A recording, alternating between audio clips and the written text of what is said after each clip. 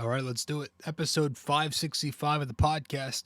Welcome to the show. Let's get into it and talk some Knicks. Welcome to BD4, an RJ Carbone podcast. BD4, where there is no better way to get your Yankees and Knicks analysis. We also do MMA.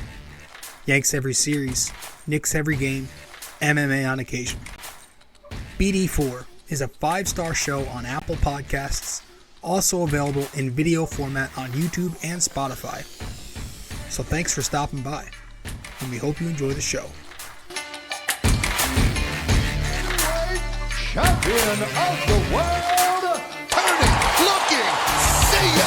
Anthony for three, bang! That one goes down, and the game is tied! Penetrates, creates, and showing some dexterity as well with the left hand. Yankees win! All right, welcome to the show. Episode 565 of the podcast. I'm your host, RJ Carbone. It is Sunday night as I record. As you are listening, it's probably Monday, the 16th at least. But the Knicks played last night, Saturday, their second preseason game of the year, as we continue to prep up for the regular season. And we're going to talk about that. And it's also, it seems like there are good vibes right now around the fan base, as there should be. One thing that does suck, so like a week or two ago, the Knicks were in search of some new, the MSG team, I should say, was in search of some new broadcasters to fill in when Clyde goes down. No, that sounded dark. When Clyde, can't do it a day, or when he's sick, or when he has an off day. And a plus is that Mark Jackson is now joining the team. Big Jackson fan, love him. Maybe it's a long play at head coach. But and there was also rumors that Van Gundy was in the mix too. But unfortunately, we got news yesterday, I believe, that Jeff Van Gundy will not be joining the MSG team, and instead he took a coaching job with the Boston Celtics. So that's frustrating. That sucks to not only not get Van Gundy, but to find out he's going to be on a contract for the Celtics. That really hurts. Can't pretend I'm cool with that. I'm not. But it is what it is, right? I love Van Gundy too. I wanted him badly here because obviously as a Knicks fan, he's one of their good coaches in the history, and I loved his analysis on ESPN before they completely shit the bed this offseason and fired all their good analysts. But I used to love his takes. So it sucks that he won't be joining the Knicks MSG team. But also before the game, we saw Knicks executives. They were seen talking with Towns, with Karl Anthony Towns. It was Leon, Dolan, and I believe Rosas, all kind of talking to Towns on the bench. We've obviously heard the Knicks' interest in Karl Anthony Towns for a little bit. We're going to touch on that a little later in the show. Real briefly, I like Towns, but not as the guy, and you only have so much cap space and assets to use. We'll get more into that later. But as far as the game goes, this was a very physical game last night where the Knicks lost to the Minnesota Timberwolves 121-112. It was a little chippy, a lot of action. Josh Hart flying in the stands. RJ and Naz Reid kind of getting into it a little bit. Hartenstein in there. And, you had discount Izzy Adesanya, Anthony Edwards, and his big ego. I think he looks like him. Talking, running his mouth. It was a physical game. But you saw some good things. There was a positive start for the Knicks as RJ Barrett went on a first quarter rampage and He had that nice and one finish on Karl Anthony Towns off the glass. Grimes was also active early, 3 shots in the first quarter. That didn't last, unfortunately. The Knicks went up 9 points at one point in the first quarter, but after the first concluded, it was only a 30-28 game. They still kept it close throughout the game. They kept it close in the second quarter. Fournier got hot. Mitchell Robinson was working on the glass. He had a couple of very nice defensive possessions by DiVincenzo. The Knicks did struggle from three-point land in the second quarter, but they were getting some baskets in the paint. Towards the end of the half, Anthony Edwards kind of got hot. A few baskets fall, and suddenly the Wolves went into the half up 57-54 in the Knicks, but it was competitive. The third quarter was competitive. Randall knocked a few down in a row. Mitchell Robinson continued to play some great defense. Nice block in the third. Got a bit sloppy, but they came out of the third tied. And then the fourth quarter, it kind of got out of hand once Thibs emptied the bench and put in the reserves. The Wolves began the period, I think, with a 13-0 run, and that was that. The Knicks did cut it to 3 later in garbage time, but the Wolves just built it back up. Deuce McBride got hot in the fourth quarter. He scored 16 points, perfect 6 for 6 from the field. Excuse me. That was cool to see. Hopefully he can keep that confidence and score more like that in the regular season, but kind of doubt that as much as I do love Deuce McBride. And so the Knicks lose 121-112. So let's give some thoughts on this game. One thing I'm going to say here, now, Dante DiVincenzo, last night, 4 points in 20 minutes. Okay, whatever. The offense hasn't come along yet in these 2 games. It's going to be there. That'll be there. He'll give you his 9 points, 10 points more times than not, right? Knock down a couple of threes. That will come. And we've talked a lot about him and his playing time, being another guard in a rotation with a lot of guards, and that's an interesting topic. But I want to touch on one thing tonight when it comes to DiVincenzo. This guy seems like a winner. I mean, he is a winner. He has a championship ring. He's played with the Bucks, the Warriors. This guy's a winner. Very much like Josh Hart. And it's not a coincidence that Josh Hart is also a Villanova product. This kid makes winning plays. If I look up every here and there, it's because I'm watching game 1 of the ALCS. Last night, DiVincenzo makes 2 dunks, both coming off steals that he made to lead the transition. I think the second one he made was most impressive to me, where he's low in the paint. Mike Conley comes up. He retrieves the ball off the Naz Reid screen. He fights through it, DiVincenzo does, goes right over it, pokes the ball loose from Conley, takes it on the break and slams it down. He did that twice. Watching him play defense, how active and aggressive he is, how he uses his hands, the quick reflexes, how he's always bouncing around, stunting, then recovering, then stunting, recovering. I think Knicks fans, while maybe iffy on the signing at the moment, 1-2 months into it, they're going to see why this might be another deal they fall in love with. Like, they're going to buy into him like they did Josh Hart. I have a feeling we are. It just, like, I feel like he's one of those guys. Last year, the Knicks, some of their biggest weaknesses, shooting the basketball and forcing turnovers. Dante DiVincenzo, his 2 strengths are exactly that. He addresses both of those flaws.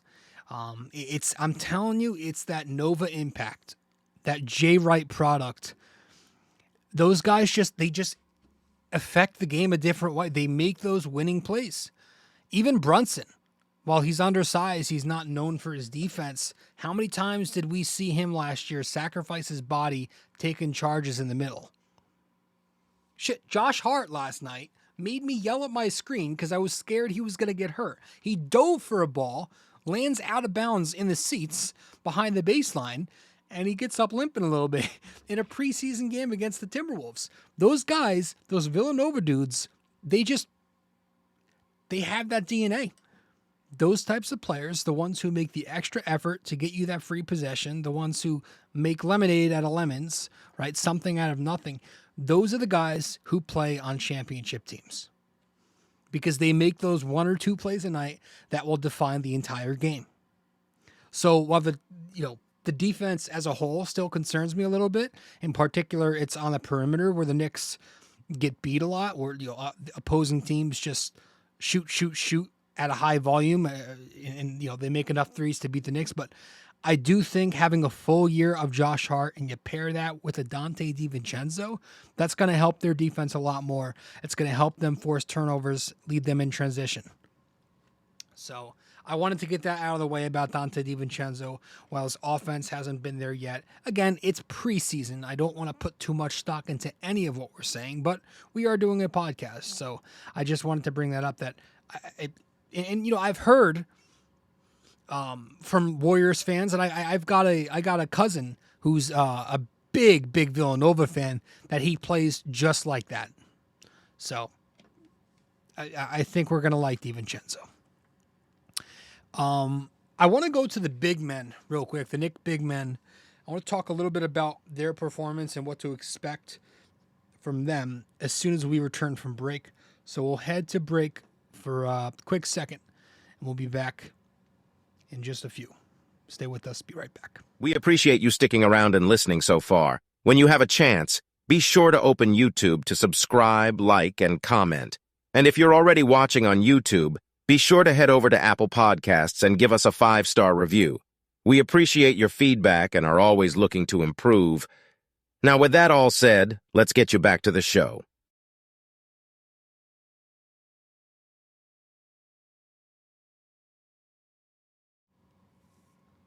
So, welcome back to the show here on episode 565 of BD4. The Knick big men, last night there was some ugly, but mostly great. We'll break it down individually. I liked what I saw a lot from Mitchell Robinson and Hartenstein. Mitch gave you 8 points, 7 rebounds, and a blocked shot. Again, if I look up every minute, or I might be looking up a lot. If you're watching the video edit, it's because I'm watching the ALCS Game 1. Mitchell Robinson, 8-7-1 last night. He looks very good physically. He looks very good on the court. It feels like he's primed for a breakout year. If you look at his numbers, they go up every year. The rebounding, 6.4 per game as a rookie. 7 per game as a sophomore, 8.1 in his third season, 8.6 in his fourth season. Last season, he had 9.4, trending up every single year. Both of those two, offensive rebounds and defensive rebounds, up and up every year. He's a monster offensive rebounder. The fouls keep going down. 3.3, 3.2, 2.8 in the last 2 years, 2.7 per game with minutes increasing. I can see it. I can see where Mitchell Robinson has this breakout year where he's going to average a double-double. I would not be shocked. He looks stronger and stronger every time he enters camp. He looked dominant last night, and he did so against 2 very talented big men in Gobert and Towns. That chase down block that he had on Towns was vicious in the second half there. But he was finishing inside. He was boxing out, clearing space for rebounds. And, his defense down there is just so important for the Knicks because of their shaky perimeter defense. Mitch, as that last line of defense down there doing the dirty work, very important. Base hit by Seager, of course. Could have been a Yankee, not a Yankee. I loved what I saw from Hartenstein. He continues to do what I want him to do. In these 2 games, Thibs is using Hartenstein the way he did in the second half last year. That's when he started growing on Knicks fans, because Thibodeau is using him as that playmaking hub in the high post. He made such an excellent pass to RJ Barrett last night. RJ was cutting from the right baseline. Hartenstein makes a nice pass between a couple defenders. Just a beautiful dime from the high post. And, Reggie didn't call him the Jokic of the East for no reason. I'll just put it there. I'll leave it there. That's how he's going to space the floor, too. Unlike Jericho and Mitch, you can use Hartenstein up at the nail at the top of the key with the ball. Because defenses, when they see him with the ball up top, they're going to have to respect his playmaking ability and come up to try to stop the pass. And I don't know how often we'll see this, but we even saw him from up top attack off the dribble last night. I think he just muscled. It was Rudy Gobert, I believe, to the hoop from the top of the key, and he finishes. That was very nice to see. But speaking of floor spacing, he did knock down a corner triple last night too. Listen, I'd love to have a stretch at center. I talk about it all the time. We did last episode for a few. I hope he worked on his jumper some in the offseason, because if Isaiah Hartenstein can take 1, sometimes 2 3-point attempts a night for us, just shoot, knock down 1 of every 3, shoot 33% on a couple attempts, that's a win for me. That'd be a win. Is that a pipe dream? Maybe. He'd be doubling his attempts if he were to take 2 now. But when I saw him drain that 3-pointer last night, I got excited and started thinking, Thibodeau does emphasize the corner 3 ball. So hopefully we see some more of that this year from Hartenstein. And then Jericho Sims saw some more power forward action last night. I'm never going to like the idea of dual bigs. Sorry, no matter how much flexibility that Thibodeau thinks he sees in that lineup, it's not. If you're going to do that, you got to do it situationally and matchups that favor that. And you can't be doing it with RJ Barrett on the floor, because that's 3 guys who can't shoot the basketball well. It's not a lineup I want to see. The Knicks try bringing him up as a DHO screener, but then the guards have issues creating. And then obviously it goes without saying that you have 2 big men in the paint. Well, that clogs up the lanes. There's no shooting out there. There's no room to operate for a lot of the guards. Josh Hart, while he's not the best option, has got to be the go-to second string power forward. Is that scary? Yeah, of course. Defenses could shoot over you. They can take advantage of you and post up with the size. But in this era, I'd much rather go small than dual bigs. It just, double post never makes sense to me. Not in 2023. 1 second.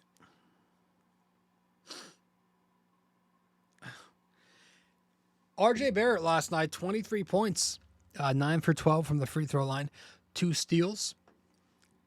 So far this preseason, RJ Barrett, 86% at the line on 21 attempts across 2 games. So it seems like he's just going up with much more aggressive aggression. He's going up looking to make the basket and not going up to try and draw contact, which gets him into trouble.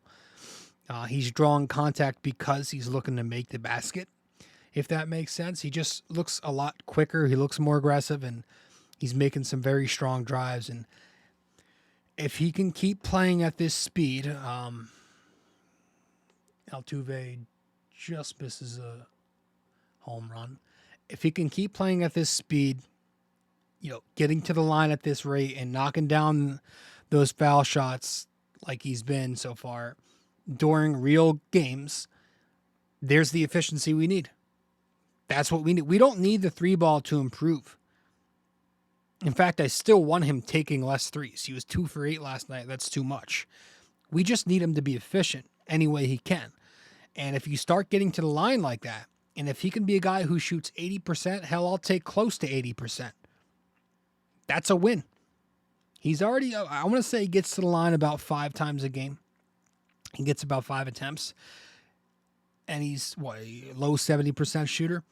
If he could just address that, shoot 75% on 7 attempts. That's a big increase in efficiency. You know? So hopefully he continues to build off last postseason and continues to build off what he did this past summer in the World Cup. You know, he played alongside Shai Gilgeous-Alexander, who is a free throw merchant, right? So it would be great. We have to see, because RJ is you know, he's RJ. I will say, speaking on his jump shot, he did flash that really nice mid-range pull-up in transition, made that look easy. He had a step-back 3 as well last night, but I'm not taking anything from that. I'm just looking at the free throw stuff right now. I want to see if that continues to be a trend when the games matter, because I know he can get to the line. That's something he's good at. He's always been good at that. So if he can build on that and become even stronger as a slasher, that's great. Quentin Grimes last night, 4 points, 2 for 5, 0 for 3 from 3, 22 minutes. So still the same so far through 2 preseason games, where he's just not really playing a big role in the offense, and that kind of sucks because you heard all of it. You know, you heard all the noise about trying to feature him more, wanting Thibs to run some plays for him. You saw him working with JJ Redick, the compliments JJ made on him. It's year 3 for Grimes. You want this to be his jump year where he makes a big leap. And again, I don't want to keep saying this throughout the episode because it gets tiring, but it is preseason, so whatever. But so far, still quiet, not really being featured a ton. Also not being as aggressive as we want him to be. Pump fakes, hesitations. You could see he's, for whatever reason, not being totally aggressive. But it's getting me thinking, if this is something we still see in the regular season, I'm starting to think maybe we should get a look at Quentin Grimes with the second unit more. We saw in the first quarter where it was, I think it was towards the end of the first quarter, they had Quickly, RJ, Josh Hart, and Hartenstein out there with Grimes. I like that. I just feel like playing him with the bench mob will allow him way more offensive freedom, because this way he won't be stuck playing with Brunson and Randall, who are, you know, they're ball dominant players.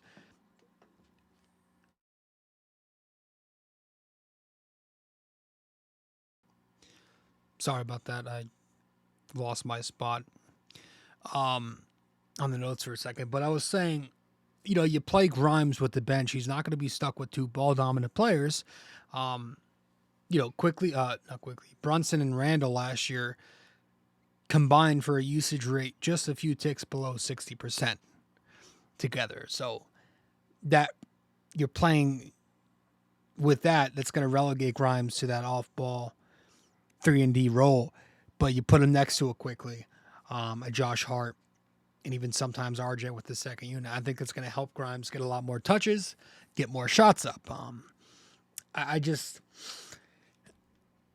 don't think it's optimizing Grimes' upside by playing him with the starters.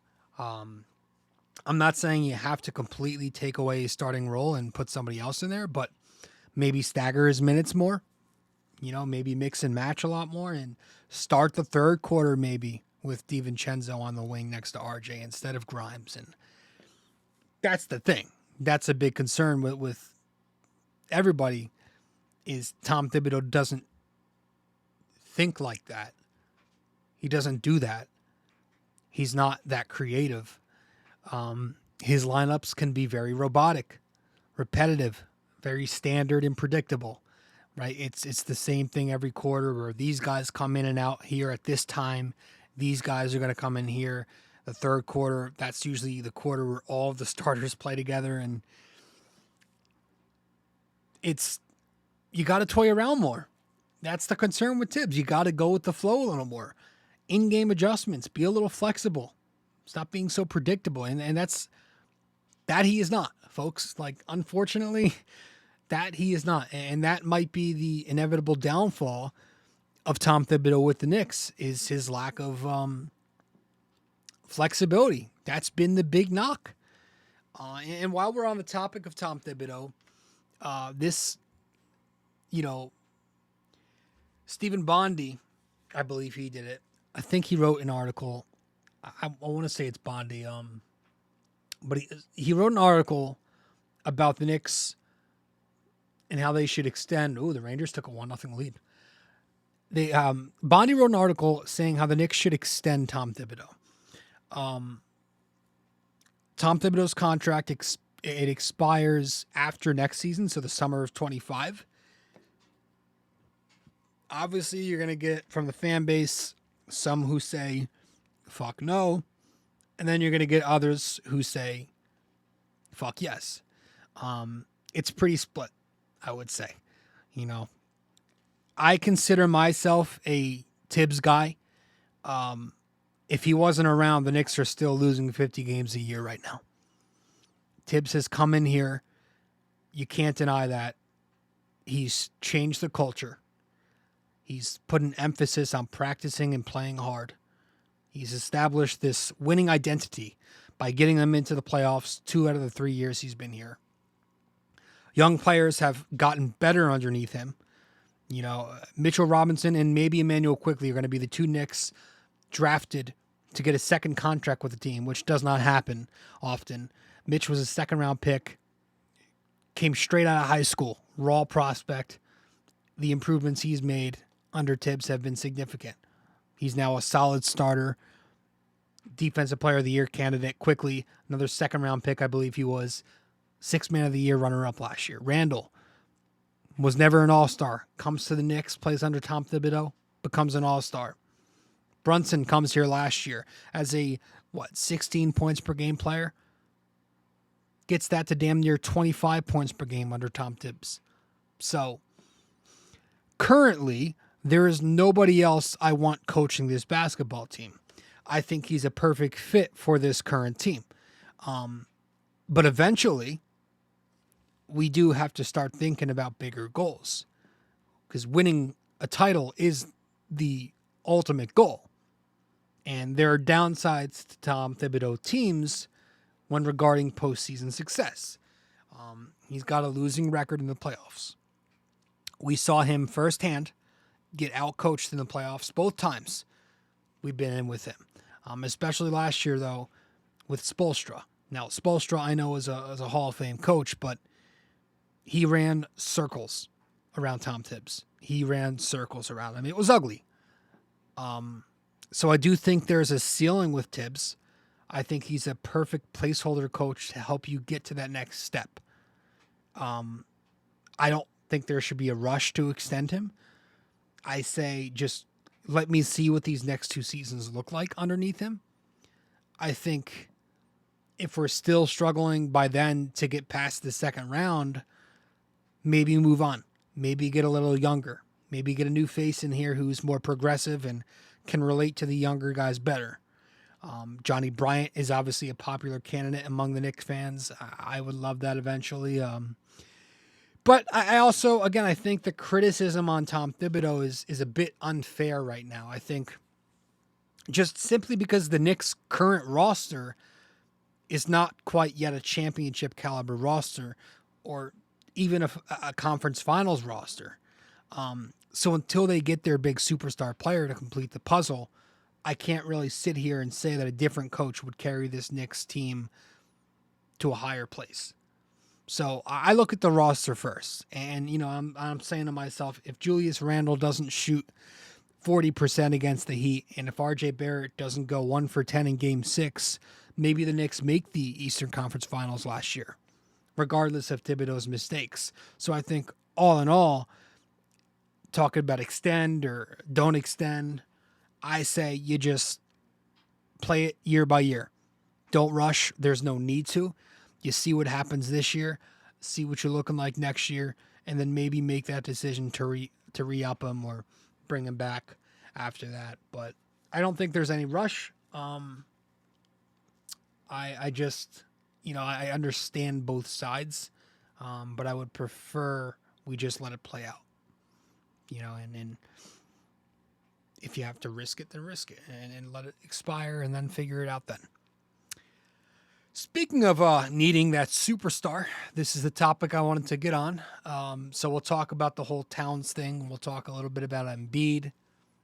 When we return, we'll wrap it up with this topic. Stay with us. Be right back here on BD4, episode 565. Stay with us.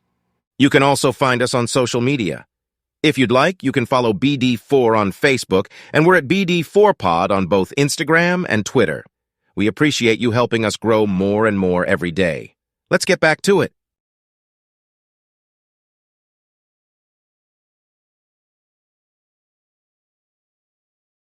If you have time in the day or maybe just prefer old-fashioned reading over listening, then you can always follow along and subscribe to BD4 Blog by going to BD4blog.com.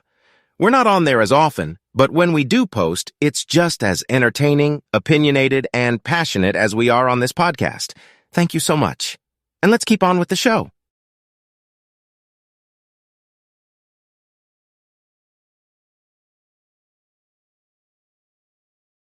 Studio 69 Productions is a podcast production agency created by Leo Rodriguez to allow content creators to market their podcast.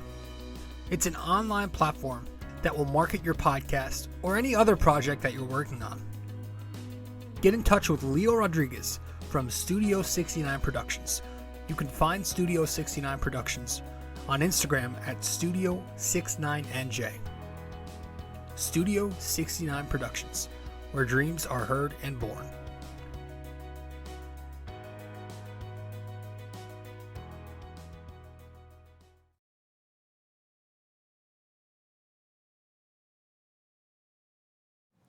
All right, welcome back to the show. Welcome back. I'm your host, RJ Carbone, and you are listening to episode 565 of BD4. Until the Knicks get one, the clickbait, superstar rumors and articles, it's gonna continue. And recently, Karl Anthony Towns, those rumors are starting to flare up again because the Knicks played Minnesota last night. There was this clickbait article, I think it was another one by Bondi, saying how the Knicks are monitoring Towns and his situation, which of course you're going to monitor every situation. You're a GM.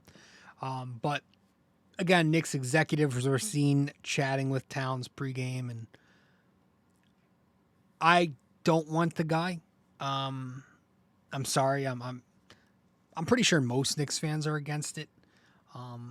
Me personally, I think he's very soft first and foremost. He doesn't play defense. I've seen him struggle in the post against guards and players much smaller than him. And I just look at the guy and I ask myself, do I really see that guy outperforming a Giannis Antetokounmpo or Joel Embiid in a playoff round? I don't see that. And the defense, it's not something I want on a Knicks team with inconsistent defense already. The Knicks struggle defensively on the perimeter, and they're good at protecting the rim. So do we really want to remove our elite rim protector for Karl Anthony Towns? For a guy who can't rotate quick enough at the basket, for a guy who would get eaten alive in pick and roll? It would be a total disaster putting him next to Julius Randle in the front court and expecting the Knicks to get big stops. Thibodeau is a defensive coach. Towns is not a defensive player. I know the recent rumor was that they apparently buried the hatchet. I can see that shit flaring up again, though, because of the polar opposites they are. Offensive-minded, defensive-minded. Most of the top-notch superstars in today's game are adequate two-way players or better. They play both sides. Giannis Embiid, Butler, KD, SGA, LeBron, AD, Kawhi, Tatum, Brown. Goddamn. And even guys who aren't great defensively, like Curry or Jokic, aren't total liabilities on that end. I feel like Towns, especially in a Knicks lineup, would be one. That's not somebody I'm willing to pay that much of a price for. You know, I'm not paying a guy who's not a top 15 player that much money for that long. No, thank you.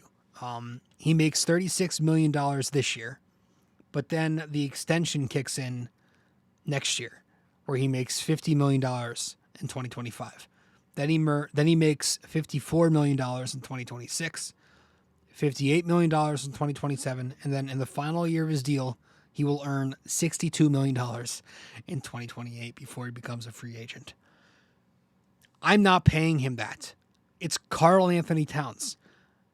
Not only that, but the price you're going to have to pay in assets will also be a massive overpay. And I'm not willing to overpay for Anthony Towns. Like, I'm willing to overpay for certain guys, superstars, but not Karl Anthony Towns. Picks plus young players plus one of Mitch or Randall for Towns? No. Plus that salary? No. I'm not paying that every year. No. It's insane how people are cool with that. Not many people, but how is anyone cool with that? I don't know. And the whole point of trading for this next guy is to bring in a guy who would be the clear-cut best player on the Knicks, right? Giannis would be the obvious number one here. Embiid would be the obvious number one option here. I'm not sure Towns is better than Brunson. And if you think he is, it's certainly not by much. He's certainly not more valuable. What's Brunson making? $25 million this year? Like, in a world where cap space doesn't exist, sure, I'd bring him in because I love a nice stretch five. Shit, we talked about needing one last episode. But for that price, that money, to have to trade all that, the fit, no. I'm not doing that, and I'm not talking about that because it makes me mad. As I just spent 5 minutes talking about it. I still want Joel Embiid. I'm keeping my eye on that whole situation between Harden and Daryl Morey. Hopefully that blows up, and then they're like, all right, let's just blow the entire thing up. Let's get Embiid out of here. I want him. I mean, the guy is unbelievably great. He's an all-world athlete, a top 5 talent in the game. He's a 29-year-old superstar in the middle of his prime. Now, there are definitely concerns with Embiid, too. I'm not going to sit here and pretend like it's all peaches and cream. You know, you're trading for Joel Embiid, who's not going to be your primary ball handler. You're trading for a post big. Some would say it's a guard-driven league. How much impact can a center make? But he's someone I take the risk for. Another concern, obviously, is the injury history, his durability problems. In 9 NBA years, he's played 4 60-game seasons, 2 50-game seasons, a 30-game season, and then has had 2 seasons where he didn't play at all the first 2 years of his career. He's also missed quite a few playoff games, too. Most recently, it was the Nets and Celtics series last year where he missed time. It's the knees, it's the back, ankle, meniscus, ligaments, just everything. You know, you're a 7-footer, 280-pound frame. He's only getting older. He'll be 30 in March. It's a little scary there. Playoff concerns are another thing. He's never made it past the second round. He's had some shaky numbers in elimination games. Game 7 versus Boston last year, he and Harden fell very flat. Tobias Harris was the best one on the team last year. Brunson, having developed a very solid playoff resume now, that helps. But still, you're trading all of your assets for this guy. You want him to show up and be your alpha. Can the Knicks afford a Joel Embiid trade? They're going to have to blow it up. Right? If you're trading for Joel Embiid, here I am. I'm about to play couch GM, but let's. It's gonna be 5 first-round picks, which I'm good with that. The Knicks have 11 first-round picks from now until 2030. Let's say they're gonna flip Mitch center for center in that deal. Maybe add in Fournier as a salary matcher, and then it's gonna be Grimes quickly. One of RJ and Randall, depending on how many picks you give away. It's going to be a hefty price. You're going to have to gut a lot of players on this team. But if you do it and you still leave your team with Brunson, Embiid, and Randall, or RJ, one of the other, I'm doing it. I'm taking that risk. Because time's ticking, man. We can't keep waiting. Time is ticking. The Knicks have developed solid young talent, which is good, but it's also working against them now because that young talent is looking to get paid very soon. Randall and Brunson even are due for new deals after next season.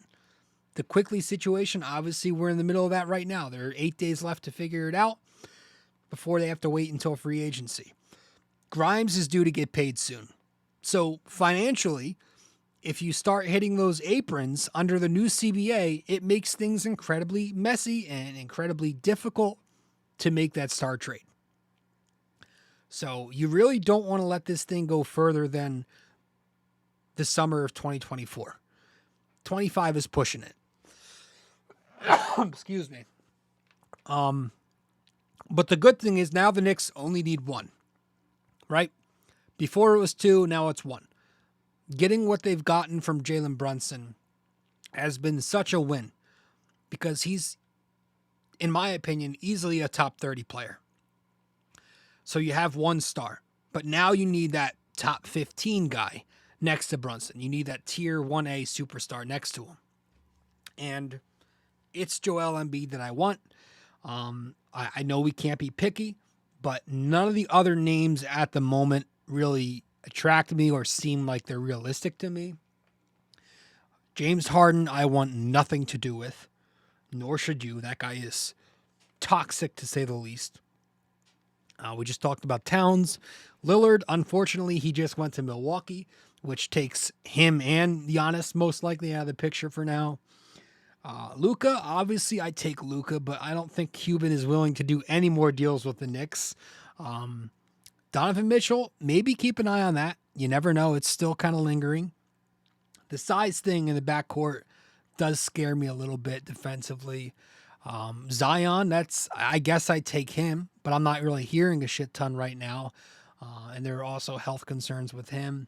I just think the best option of the players who are on the market or rumored is Joel Embiid. So, of course, it's risky. But any deal for a superstar is going to be risky. It's a risk that I'm willing to take. It's just a shame that he doesn't hit the free agent market until 2027.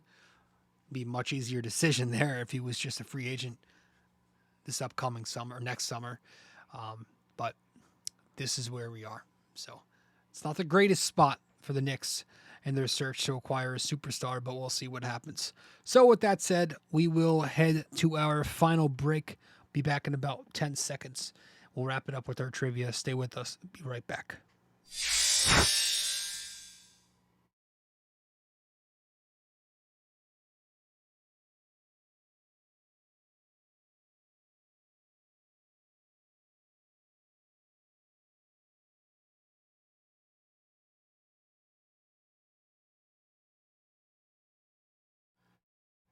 Welcome back to the show.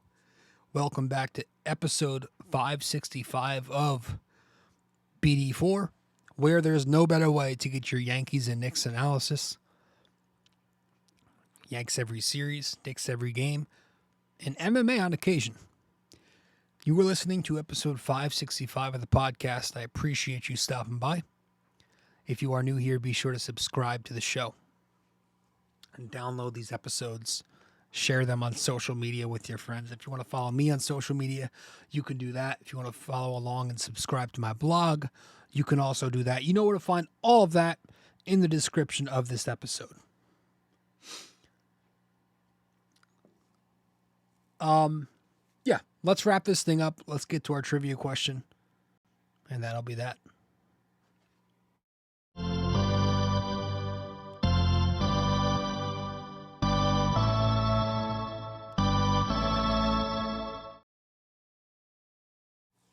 All right, so for this episode 565 of the podcast, how many current Knicks have multiple triple-doubles with the franchise? How many current Knicks have multiple triple-doubles with the franchise? All right. Let me know the answer wherever you can reach me. One final time, how many current Knicks have multiple triple-doubles with the franchise? And I appreciate it. I appreciate you all tuning in to episode 565 of the show. And that'll be that for this one. I'll see you in 566. Probably talking some more Knicks. All right. Later. This episode was brought to you by Anchor. Hey there! If you stayed the entire way through, we thank you immensely for it. We hope you enjoyed this podcast and that you come back for the next episode real soon. Don't forget to like, subscribe, comment, download these episodes, and share them with your friends as well. BD4 is a 5-star podcast simply because of you. And we'd like to keep it that way. Have a wonderful day. Go Yankees and go Knicks!